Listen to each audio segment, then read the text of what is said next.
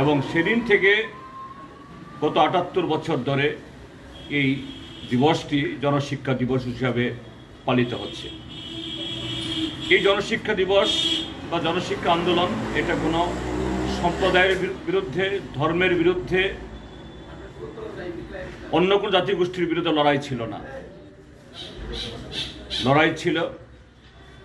চেতনার উজ্জ্বল শিখা কিভাবে প্রজ্বলিত করা যায়। তার হাত ধরে ত্রিপুরার যে অনেক স্কুল খুলেছিল এই জনশিক্ষা সমিতির উদ্যোগে, তখনকার রাজন্য শাসকদের রক্তচক্ষু বা বিরোধিতা সত্ত্বেও সেই চেতনা থেকে,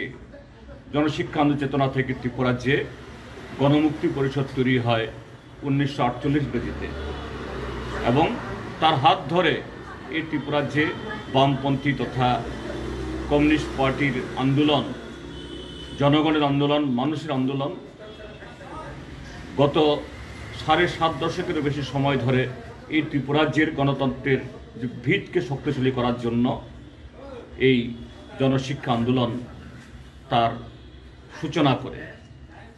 আমরা এই ঐতিহাসিক দিবসের যে 1979তম বছরে যখন আমরা দাঁড়িয়ে আছি,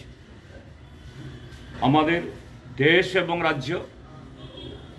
আরেকটি এরকম যে সামন্ত শাসন ঠিক নয়, কিন্তু তার মতোই জনবিরোধী, স্বৈরাচারী,